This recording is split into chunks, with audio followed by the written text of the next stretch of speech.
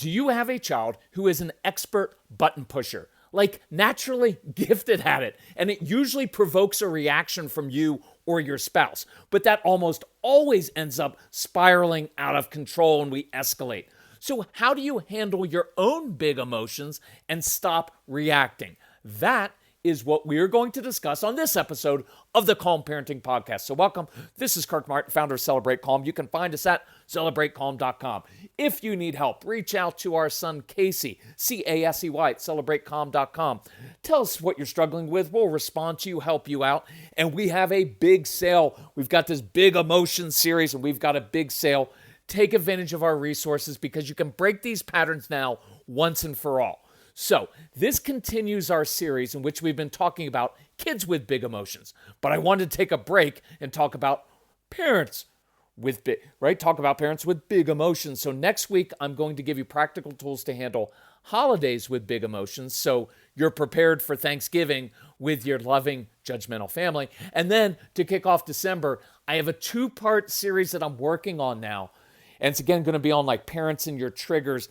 And we're going to focus on messy homes and things that really irritate you. It's going to be awesome. But for right now, let's dig into this. So I know that your kids can be extremely challenging. And I know they're experts at questioning you, arguing with you. They're like little cops, judges, and attorneys all wrapped into one. They're great at negotiating, wearing you down, and pushing your buttons. And I get that.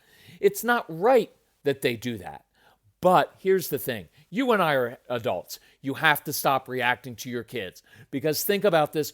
When you react, you give your kids power over you, over your actions, over your emotions. They are now controlling you. And when you are not in control of yourself, they are.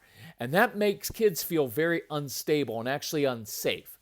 So let's think about this. It's that dreaded late afternoon, evening time of day, right? Mom walks into the house after working all day at the office or at home, and she tells her daughter, "Hey, I'm going to start on dinner. Could you please set the table for me?" Daughter responds by rolling her eyes at her mom.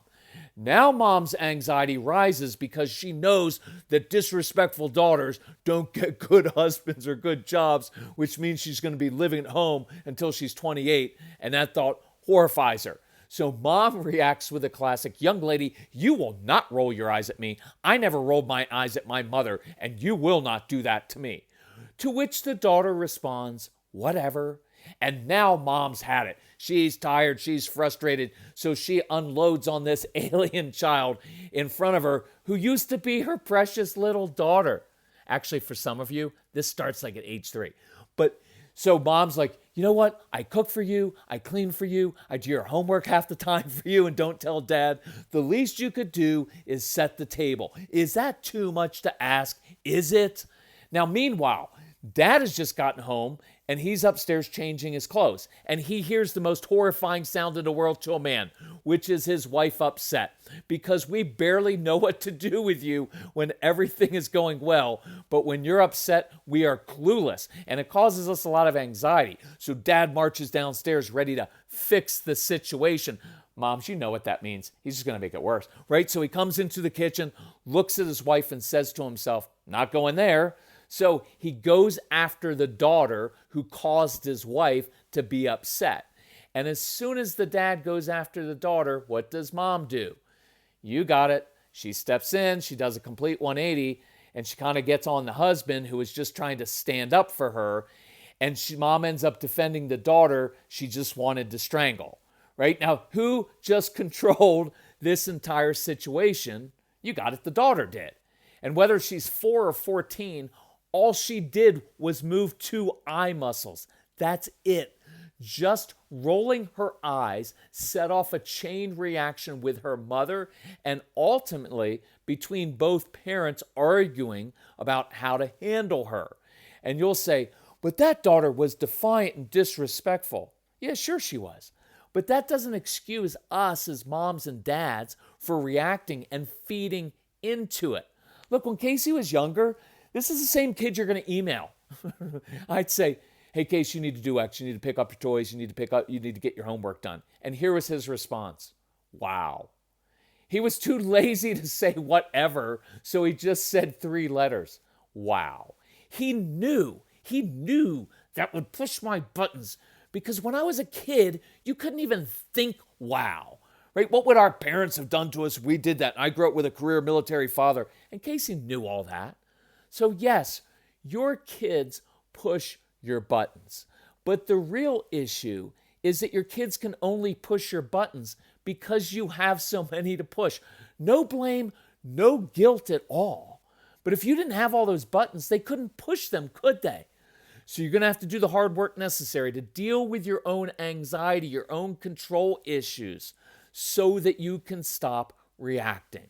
So, what do you do next time the kids try to push your buttons? So we're going to go through several examples here, very practical terms. Number one, I don't have any other way to say this. Never, ever react. You must resolve within yourself right now that if you want to change your child's behavior, you must first control yourself. And that means you draw a line in the sand and you refuse to react, because when you react, you are allowing your child to have power over you. A child is now controlling you and your actions. Let that sink in. A child is controlling you. You're now on the defensive. You're not leading anymore. You're following. And I know this makes you angry because your kids shouldn't be pushing your buttons because this has happened, right? But because you're the authority figure, this isn't right. But this has happened since the beginning of time. And I'm not interested in excuses because nothing changes the simple fact that you do have a choice in this matter. You have the power to choose your response no matter what your child does or says. By the way, don't we say that to our kids all the time with their siblings and with kids at school, their peers? You know, you have a choice. You need to think about your choice, but you don't like it when I say it to you. But you do have that power, because if you react, you have become your child's puppet. The truth is your kids push your buttons because it works. So don't give them that power. Here's a simple affirmation I'd say over and over again. We go through this in the 30 Days to Calm program, which teaches you how to do all of this. It's how I basically went from being the freak dad who was always yelling and screaming out of control to the calm guy. I walked through that, so go through that program. I just say, I refuse to give any person or situation power over my mood, my attitude, or my behavior. I refuse. I'm not giving any person, any situation power over my mood, my attitude, or my behavior. And I get indignant about it.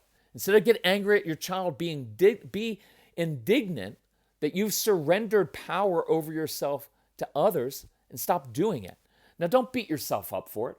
We all do these things. I don't do blame and guilt. I'm not going to beat myself up. It's just the honest answer of like, yeah, I'm a puppet sometimes. Man, I way overreact. If you're a man, I denied this for a long time. I don't have anger issues. I don't react. Sure you don't. You do. So just to own it. I overreact sometimes. I react, and I'm going to stop doing that. And I've got one more suggestion. Some of you won't like this, but I started doing this. Smile. Force yourself to smile next time your child does this in recognition of the pattern that's developed over time.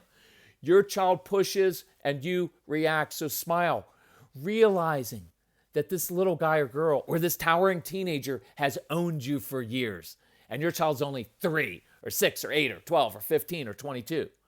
And the smile is a solemn promise you're making to yourself that those days are over, that you're the grown-up, that you refuse to be drawn into power struggles.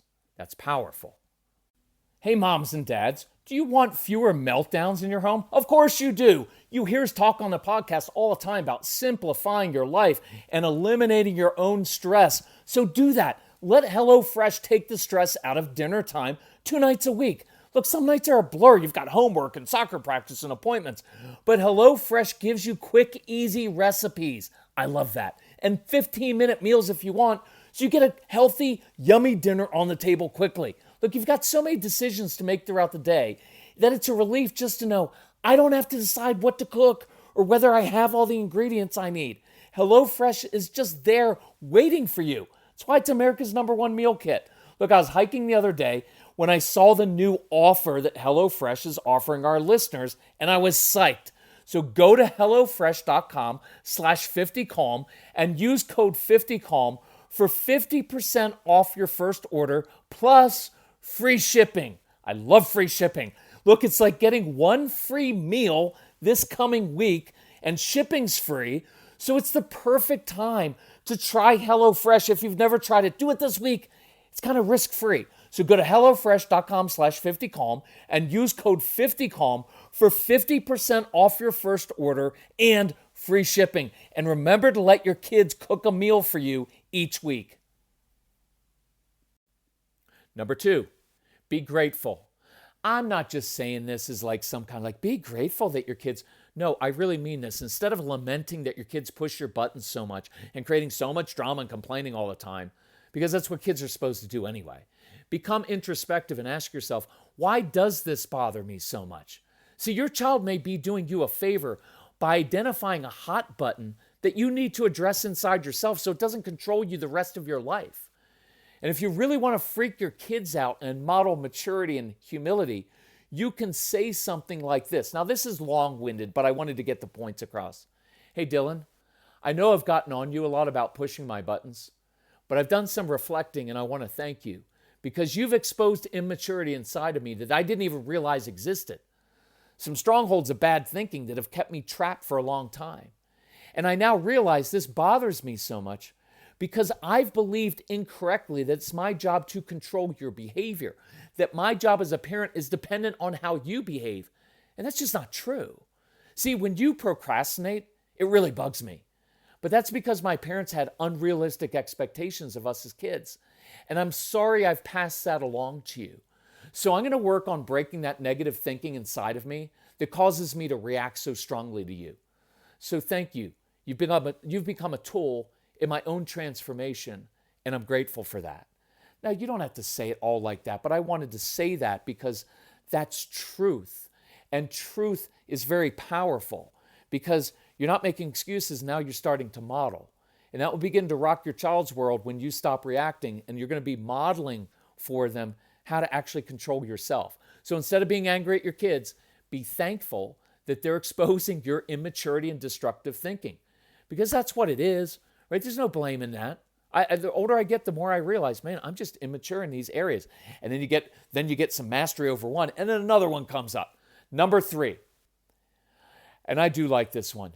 Do the opposite of what you normally do. Why? Because what you're doing now isn't working, and it's having the opposite response that you want. Right? It's kind of like anxiety. The more you tell your kids, God, you got to go, got to move, they go more slowly.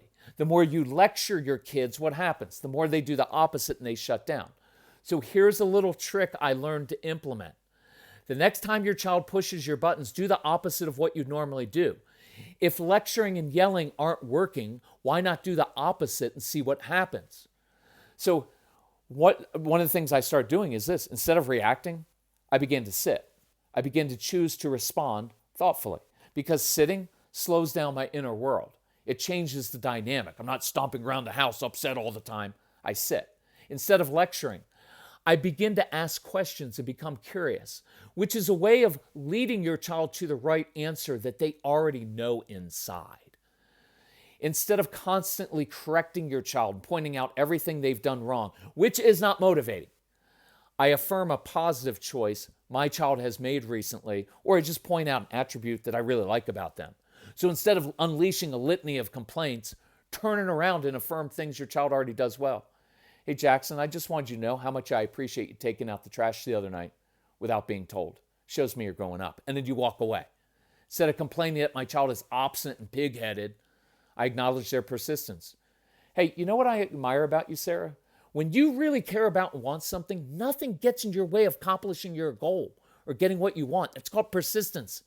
And did you know, according to a Harvard study, the number one quality necessary for success in life is persistence, and you have it. That's pretty awesome. And then I walk away. I don't stand there waiting for them to say, thank you for affirming me, mother and father. It's just awkward. So I walk away. I'm planting lots of seeds. Number 4, you can address it head on. I like to be direct with kids and give them insight. I like the even matter-of-fact tone that says, I'm the grown-up, I'm going to give you some wisdom, but I'm not going to go on and on. I'm not going to try to convince you. I'm not going to talk to you too sweetly. I'm talking to them like an adult. Now, the short version of this that I used with Casey is, hey, that's not going to work here. That's not going to work. That was the short version. The longer version, and you don't have to do these long ones, but I make them this script a little bit longer so I can fit in kind of the main ideas, and then you can take parts of that, right? Hey, Casey, I know exactly what you're doing right now. You're intentionally trying to push my buttons. Look, by the way, for those of you who don't think that your kids do this or are capable of them, it's simply not true. They are. I asked Casey this recently. Did you know what you were doing? Because I used to see, Casey, you'd have a glimmer in your eyes when you walked into the living room. And he was like, I knew exactly what I was doing because I knew exactly how mom reacted and how you would react. And now what he knows is he was looking for a lot of intensity from me, and I'll deal with that in a minute. But I'd say, I know what you're doing. You're intentionally trying to push my buttons. Good for you. One of your amazing qualities, Casey, is that you have insight into people, and you do know what irritates them, but you also know what motivates them. So one day you're going to use that quality to help people. And I want to apologize to you because the last 350 times you've done this, I've reacted. I've led you to believe that you actually control my reactions and have power over me. I taught you that by my own actions. But from now on, that's not how it's going to work. So feel free to push my buttons all you want, but I just refuse to react. And now I've got two other things I could say. What I really know is that you just want my intensity right now, and I'm going to give you that intensity in a positive way, but not in a negative way, because they are looking for your positive intensity. The other way you could say is, hey, look, if you use that great brain of yours in negative ways, it's just going to have negative consequences. It just shows me you're not mature enough to handle sleepovers with friends, with getting your driver's license, and other kind of grown-up responsibilities. If, though, and here's where my tone changes to an enthusiastic positive one, look, if you'd like to use that great brain of yours to problem solve and to talk to me more like an adult, like a grown-up, like I know you can, I'm all over that. Bring it on. I'll help you out. See, I can use this as a teaching moment to put the ball back in the child's court. Hey, something for you to think about, son or daughter. I'm not going to make you do anything or control your behavior. That's up to you. Your choices affect your life. I've asked you to stop doing X or start doing Y. But if you continue to do this, it's just going to affect your life, right? There's just going to be a consequence. It's just going to affect your life. Choice is up to you. And so I'm putting it back in their court rather than react. See, when I react, I can't believe that you would talk to me like that. I'm making it all about myself and about what I did as a child and all of my different issues. I'm not doing that. I'm mature. I'm a grown-up. I don't take it personally. And now I'm teaching and I'm putting it back in his court. Number 5, look outside of yourself and help your child by getting to the root of the issue. And this is my favorite way to do it because, look, instead of framing this merely as your child being a disrespectful provoker, go a layer deeper. What is your son or daughter really looking for? Are they struggling and just taking it out on you? Or do they just want your intense emotional involvement in their lives? Hey, Jennifer, when you do this, what it tells me is something's bothering you. Listen, I'm not going to react, lecture, get in your face. But if you like to go for a walk with me, if you want to go walk the dog with me, I'd love to give you my undivided attention. I'd love to listen to help you if you want. See, that's not reacting. I'm just saying something else is going on with you. Many of you have heard this before, this following. This is the famous one that started to change my relationship with Casey from always reacting. I can't believe you would talk to me like this. I'm your father. I'm the authority figure in the house when I was a kid. All those things never led to anything good. Hey, Case, the last 43 times you've used that tone with me, what was really happening was that you were frustrated, anxious about something, or you're hungry. So you may continue to talk to me like that, but it just never ends well. See, there's an assumed close. It's just assumed close. It's kind of like that. I don't give any energy to it. This is not going to work well. But watch where the energy goes. I'm leading. I lead with my energy. But if you want to grab some chips, I'll grab some salsa. I'll meet you out on the deck. I'll help you with whatever you're struggling with. And this was a huge pivot for us. And I want it to be a huge pivot for you from being kind of like the powerless reactor who's giving away all your power and reacting, the child's in control, to when you begin teaching. Remember, discipline means to teach. It doesn't mean to punish. Go to your, if you're going to talk to me like that, go to your room, because they're just going to go to their room for the rest of their lives. You're not teaching them anything. They already know what they're doing is wrong. But this is when I actually began teaching Casey why he was being disrespectful or why he was pushing my buttons. Hey, Case, I think you're looking for intensity right now because I've been kind of distracted. And when I did that, I saw the look on his face and it registered. It's like, yes, look, as a kid, that's what I really wanted, but I didn't know how to get it in a healthy way. And all I know is when I push your buttons or do something wrong or disrespectful, then you put your laptop up, you stand up, and you get in my face, and now I've got all of you, Dad. But he didn't know how to say that. That's my job as the parent. And when this gets really good and changes things very quickly, because now I was able to say, I know what's going on right now. You're doing it, and you're doing it in a negative way, but I get it because I have been distracted by work. Then I'd close my laptop and say, so what do you want to do? And then I would give him what he was actually really looking for, and in many cases yearning for, which is my intense personal engagement in his life. And that satisfied that need within him so that he no longer had to push my buttons or do something defiant or disrespectful to get it. He started to learn he could say, hey, Dad, here's what I'm really looking for. But you have to teach them that, and it takes some maturity and some time. And when Casey learned this, he also came up with a really killer idea. And he's taught this to about 500,000 kids. He did it through school assemblies. He used to do these cool school assemblies. He doesn't do it anymore. And all the kids would go home and tell their parents this idea. Mom, Dad, we need to have a code word.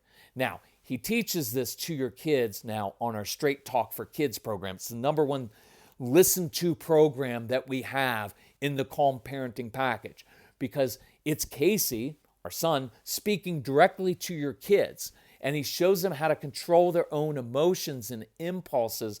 And he teaches them how to have a code word when you're getting upset. So definitely, look, have your kids listen to this. Next week, your kids for Thanksgiving are off of school. So order the Calm Parenting package on our website or the Get Everything package. We have a huge sale, the big sale for the big emotions, right? Sale with Black Friday and everything. Get it. You'll download it through an app, really easy to use on your phone, on your spouse's phone, on your own parent's phone. And you can download it to your kid's phone and let them listen to it next week while they're off school. It's really powerful. Look, I'll just say this bluntly.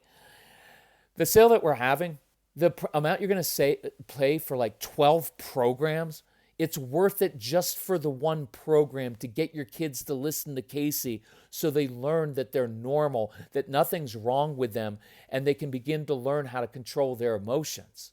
And so that idea of the code word when someone's getting upset in our home, instead of using lots of words, which makes everyone more upset, we had a code word, and it's very powerful. So, look, I was going to go through 8 different responses, but I think I'm going to stop with 5 since it's coming up on the busy holidays. And we've already I've got some longer podcasts. I want to keep this a little bit short. Look, I hope you found this liberating on many levels, that instead of trying to change your child, it's a huge opportunity to change yourself. That's a gift to break those patterns inside of you forever. It's a much more proactive way of thinking that has nothing to do with controlling or changing others and everything to do with controlling the only person in life you can control, which is you. So you can change this dynamic very quickly in your home, but you've got to think differently and choose a different response. If you need help, reach out to Casey at Celebrate Calm. Take advantage of the big sale we've got going on. It will change your family. Listen, thanks for listening. Share this with other parents.